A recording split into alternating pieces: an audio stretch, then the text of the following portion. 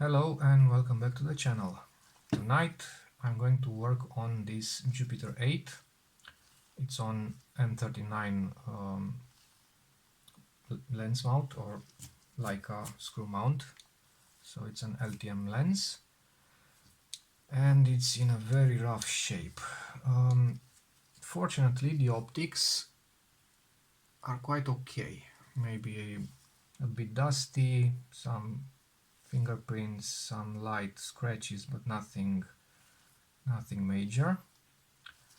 But the aesthetics is awful and the movement of the focusing ring is also awful. These lenses come in 4 different types of construction.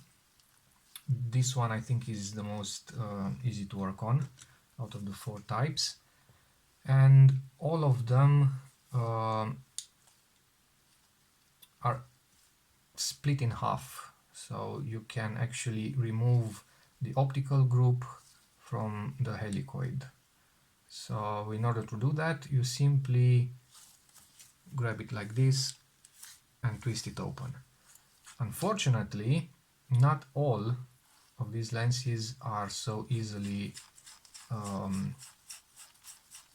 separated. I will do another video showing you my method of separating the 2 hubs. Okay, so we have the optical group in one piece and the focusing part of the lens in another piece. Between the two there is always, I think always, there is one spacer. Now this is critical. Without the spacer the lens will not focus to infinity. Each lens comes with a different thickness of spacer. So for instance, the last one I worked on had a spacer of 1 millimeter. This one is 0.7. So don't lose it and don't mismatch it. Okay.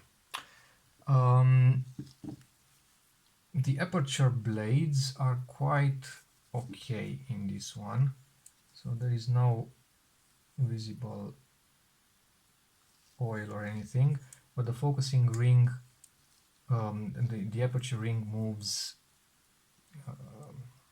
it doesn't move nicely, so it sticks a bit and therefore I will have to open it up. Now I don't really need to access the blades. I will probably take them out just for the sake of the video, we'll see. Okay, let's start with the helicoid. I will do the entire disassembly and probably the reassembly will be separated in 2 parts perhaps, one for this part and one for this part. Okay, so 3 screws on the back. Let me get a bigger screwdriver. No, this one is okay. So 3 screws on the back. You need to take great care with all the screws on these lenses. These 3 on the back are bigger screws, so stripping them is not so probable. But the little set screws or grub screws, the one without the heads, are extremely small and a real pain. If you break them or strip them, chances are you'll need another lens as a donor. Alright, 3 screws out. Then this ring comes out. And then there is another ring that has a slot in it that simply lifts. Now you can only put it in one way, so this screw will engage the slot, and this screw is not a limiting screw, although it does limit the movement, but more more than a limiting screw, it's actually the screw that keeps the optical part, not keeps, but forces the optical part to move in and out without twisting. And this is the old lubricant that they use. I decided to not call the lubricant grease anymore, although it is grease, but you know, grease the islands, grease the country. I'll just use lubricants.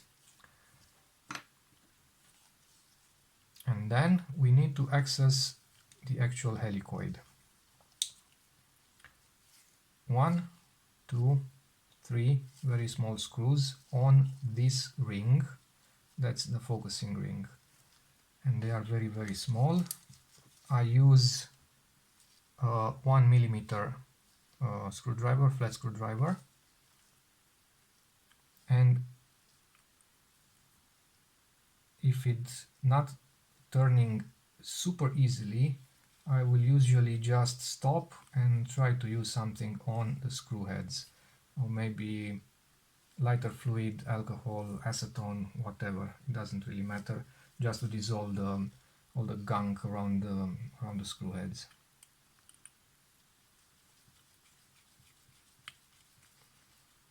Most usually you will not strip them, but actually break half of the head. It's not a head, it's simply a slit or a slot in the screw itself, and without half of it, putting it back is extremely difficult. So always careful. This one is a little bit tighter.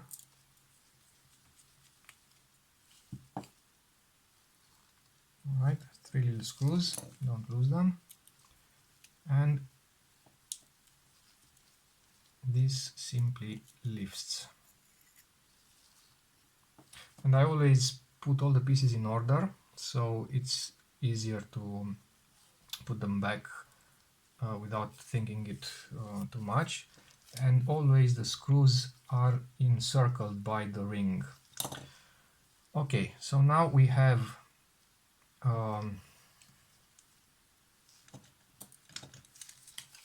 one limiting screw here for the infinity position,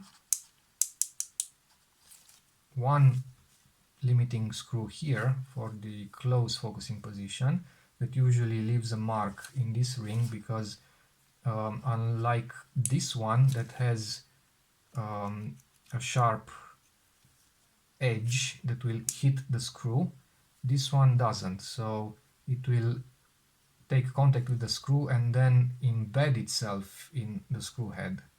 That means there will always be some sort of mark that shows the actual position when this ring touches, or this helicoid touches the screw. But it's not enough. I prefer to make a mark. So this is the infinity position. Okay, this is the infinity line, or the not the infinity, the zero line. Let's call it the zero line. So everything will align with this one. So I will just make a mark. This one is optional, so you don't really need to know this line, so this mark, but I will put a little scratch here.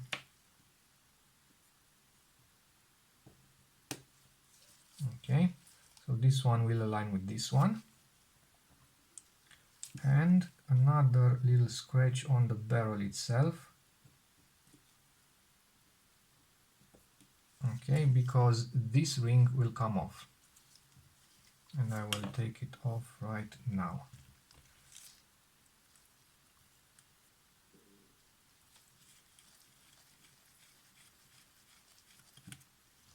These are longer grub screws.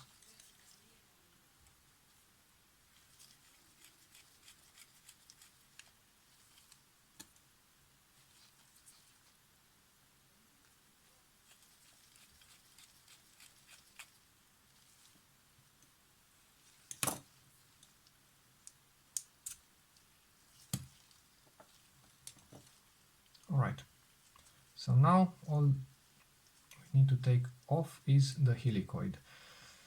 In order to take it off, you pretty much only have to take out this one. On other lenses, the movement is limited by the same screw on both ends of the travel, but not on this one. I will also take this one out eventually, just so I can clean the area better. Alright, so this one out.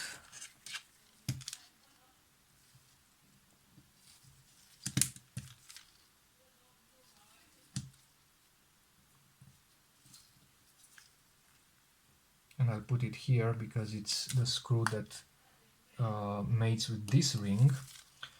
And now two things. When it's on the infinity position, there is almost no gap between the barrel and this ring. Here, see, no gap. When this part of the ring touches the screw. Then we have this mark. Okay, I try to use as few marks as possible so I don't confuse myself. So this is the mark for the 0 registration line. And now I'm going to take this one out, so I will unscrew it slowly. I'll put another line here because this one will be obstructed soon.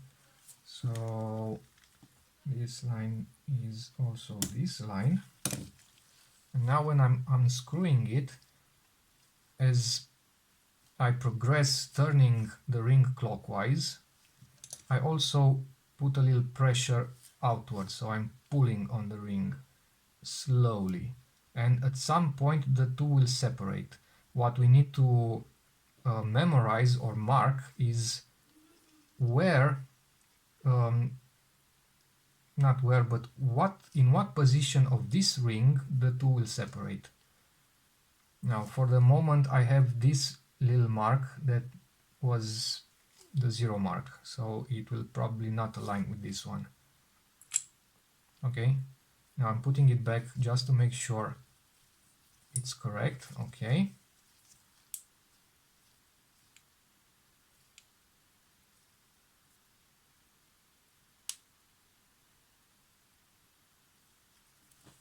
And now the two are separated, and I'm going to make another mark aligned with this one on this ring. Like that. Okay. And we have one mark here and one mark here on the inner lip.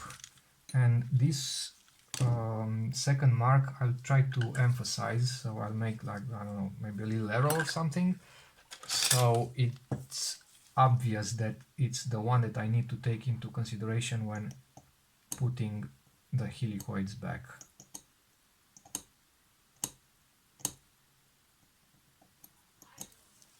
Alright, so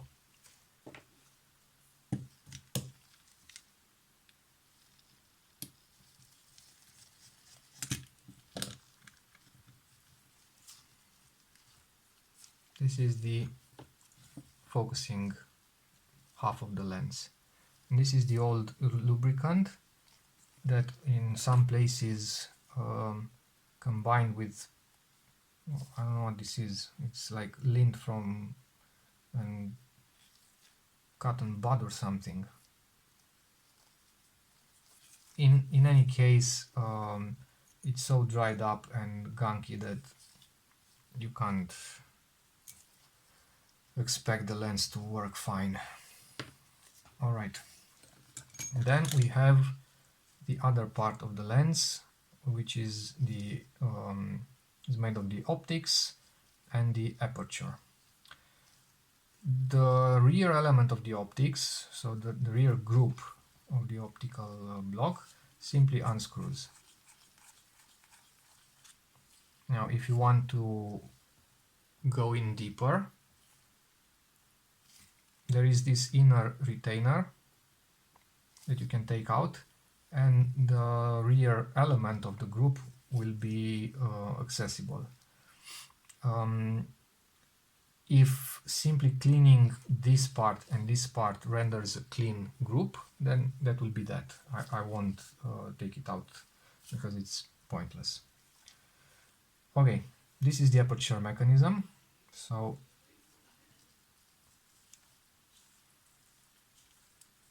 the aperture seems nice and clean.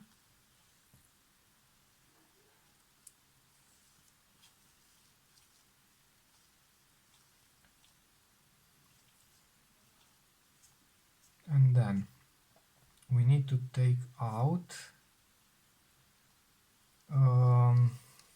this ring. So it's the aperture control ring, and it's screwed on. So in order for me to...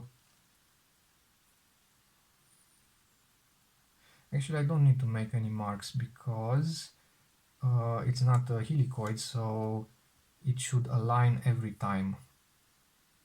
Yeah, it should align every time. Alright, so small screwdriver.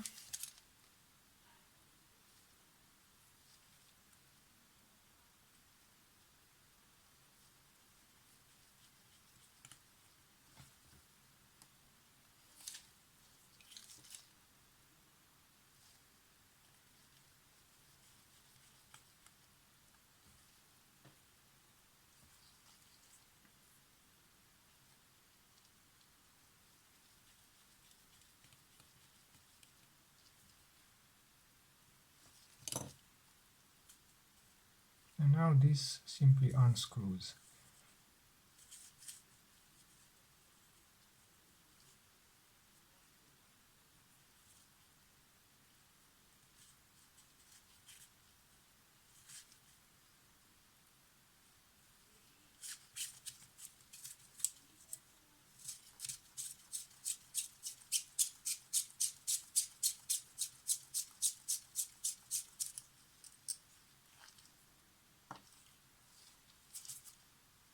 Okay. This is the actual controller of the aperture.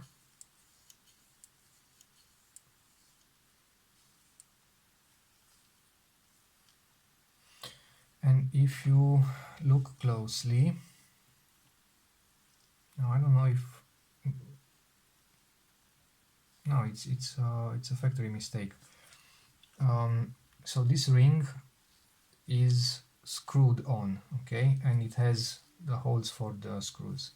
If you screw it on too much, it will go towards the front of the lens, and therefore these holes will end up pretty much being here. So right on the end, on the lip of this thread, and it bit off the lip. See, that is not really good. I will probably have to take like one turn, a full turn back. So, but if I do that, I will need to drill another set of holes. I'll see. It shouldn't, the screws shouldn't have gone so much towards the edge, towards the edge, yeah. Okay, next step is to take this one out. Now, first of all, it has a retainer ring, this one, that needs to be removed, and it's also threaded, and it also has one little screw.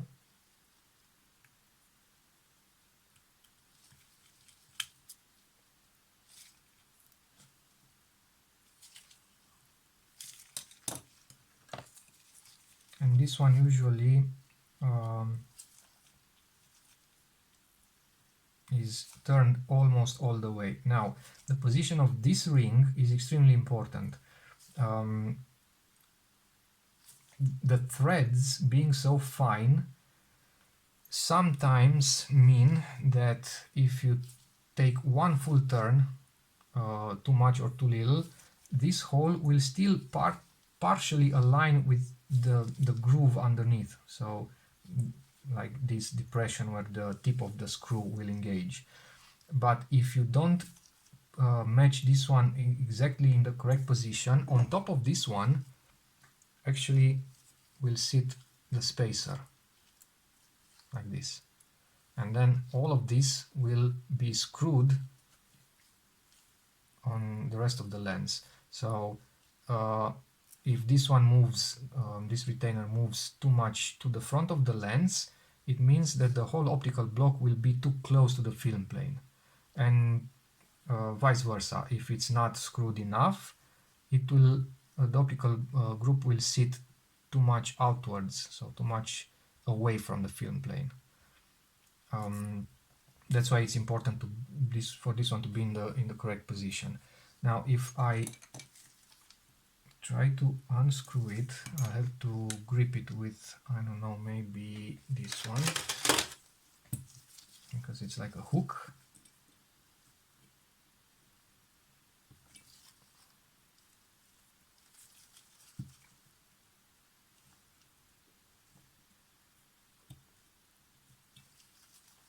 Okay, now if I turn it one full turn backwards,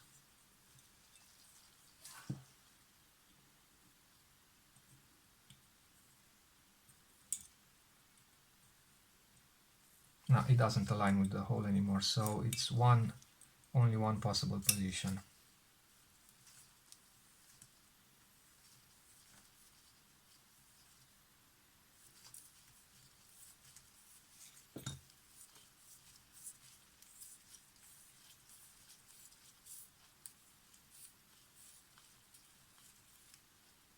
Okay, and then we need to take out this screw. Now this screw goes all the way in the control ring that turns or opens and closes the aperture blades.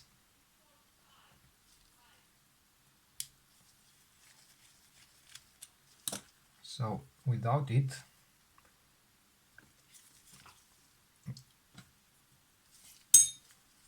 the aperture doesn't work anymore. Okay, and now this one simply lifts off. And the reason for the difficult movement or the uneven movement of the aperture ring is all this old lubricant that has a very large surface area, because both this one and this one have a conical shape, so they mate together, and the friction surface area being so large, if the lubricant is old and gunked up, it's not working anymore. Okay, so that one is out, and the next one is the front bezel, or I don't know, decorative ring that also has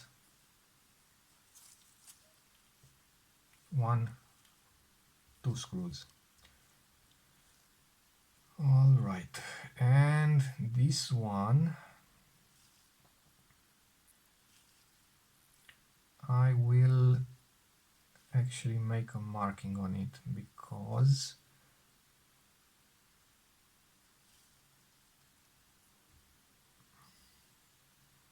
no, in fact I won't. No, I'll just I will do one, and I will align this logo, so I'll make a mark here, and I will align it with the barrel, so I know which is up and which is down.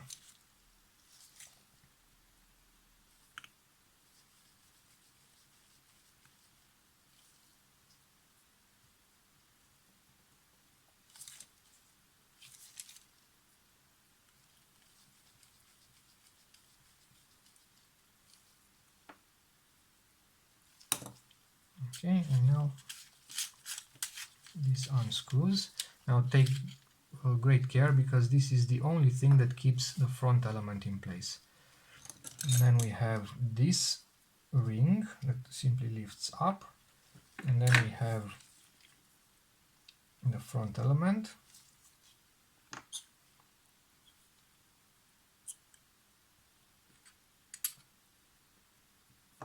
and the back element of the front group, and that's it.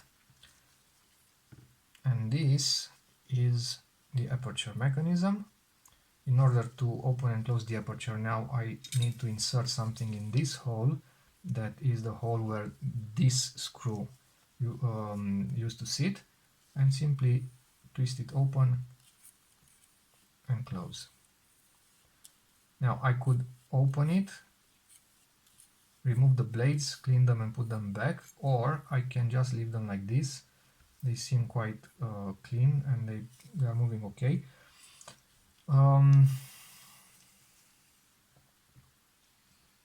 In essence, the strategy of taking them out and putting them back is identical to the one I used in the Industar lens, so you can check the previous videos. So it's not really important for the sake of the explanation.